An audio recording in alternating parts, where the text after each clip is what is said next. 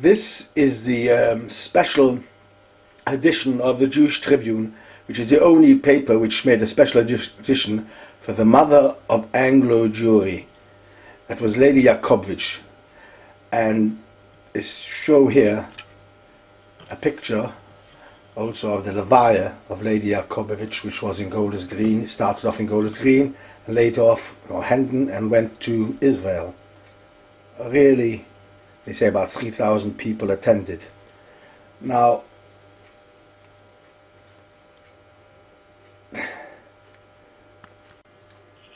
these are the pages of all the organizations. This is Jewish Tribune, Ezel Yoldas, Shuvu, Tikva, and the other side there's another one more. Oh, Zaka and the Beis Pinchas Fradel Lodge, Lady Amelia Jakobovits Trust. Let's turn the page and see it. There's more. Look at this, just Sage. The one up there is Beis Broche. Really, from the whole concept of Jewish life, all over, from every organization. Menorah High School, Beis Yaakov Primary School, Chana, and there's Eish.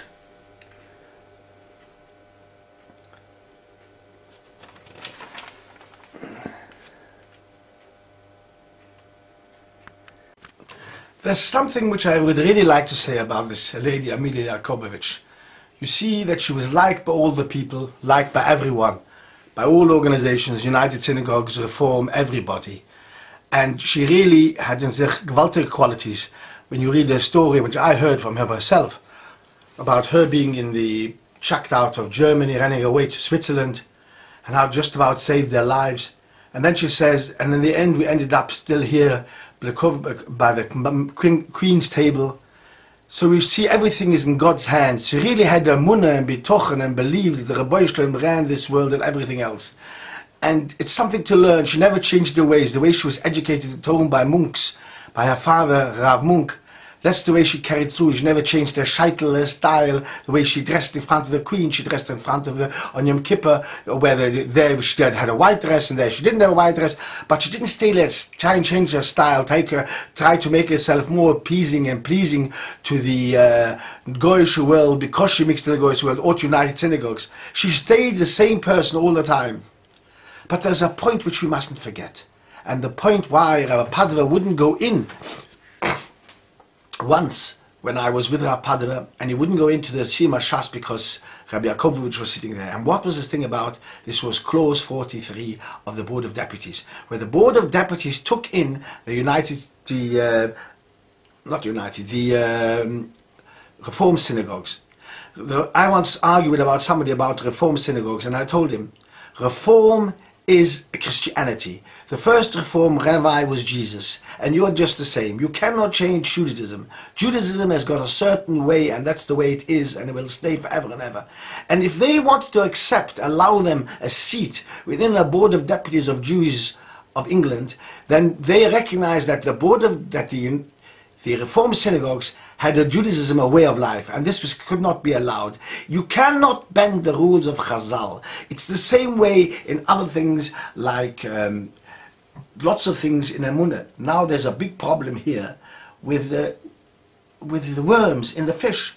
Suddenly this man Ravach comes up and he says that there are worms in the fish. He's shown that the same worms in the skin of a fish. Chazal said there's ipush, that there is such a thing of generating from itself, the flesh of the fish generates worms from inside itself, or whatever they meant. That's what we understood ipush. Maybe they didn't mean it like that, maybe they meant it different. I don't know, I don't have to think about it.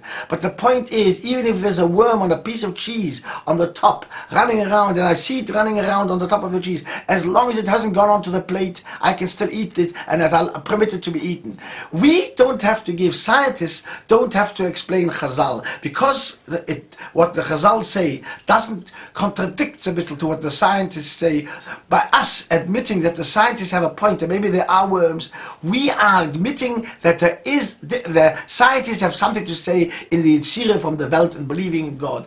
We have to believe that what Chazal say is the truth, even though we don't understand it. It's the same thing as I explained to somebody and who came about tshuva about that when they asked me where was God in the Holocaust, and I said to them, do you know there's a solar system? The sun is 93 million miles away. It takes 8.5 minutes of the rays of the sun to come to the earth, because the speed of light is 186,000 miles a second. It takes 8.5 minutes, and that's only the beginning of the solar system. And it goes further and further. We can't see an end, but we know it's got no end. And we don't really understand what that concept means of no end. But we know it's got no end because we see the beginning of the solar system. We see the sun, we see the stars.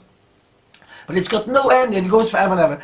God is a higher meaning, even understanding. We cannot understand God at all. We have no understanding what God is and what it means. But we know there is something above. That's what we have to believe. And if we try to explain it, that our minds, who are produced by God, can understand it, where God has limited us to understanding, being able to go back before we were born, and not knowing what happens to us after we are dead, that God does not allow us inside that. God wants, that is belief. We must believe that there is a God. If you take away, that's what Chazal say, what Chazal have been passed down from generation to generation, that is such a thing as Ippish, and you have to explain it into technical terms, that means you're denying, you're giving these scientists a say in our world. In our world, science has no say, but just what Chazal say has a say. And that's what Amelia Jakobovits was, a gewaltige person. She spread shalom in the world, but sometimes you don't have to spread shalom. You don't have to be at peace with people who don't believe like us. We cannot believe with Catholics because they believe in Jesus, and Jesus, we cannot believe in Jesus because Jesus cannot be the Son of God. There is no such thing. And if the Reform rabbis want to come and change some of the things of religion, or try to explain religion which we've been handed down from generation to generation, and 6 million Jews, and before that Jews, died al Kiddush Hashem, to preserve that, we have to understand that we cannot allow the Reform into the midst of a Jewish organization. And when she did, when her husband did, or whether she did or didn't, even though she was a lovely person and went her way, we cannot give her the recognition that she was right because she brought together, she recognized everybody. Recognizing everybody is against the das and understanding of God. This is the way I explain it. And if you have something to say to me, you can phone me on it. My name is in the Teleshem Shabbos book. I'm open to discussion, but I'm explaining this quite clearly, and it's quite understandable what I have said.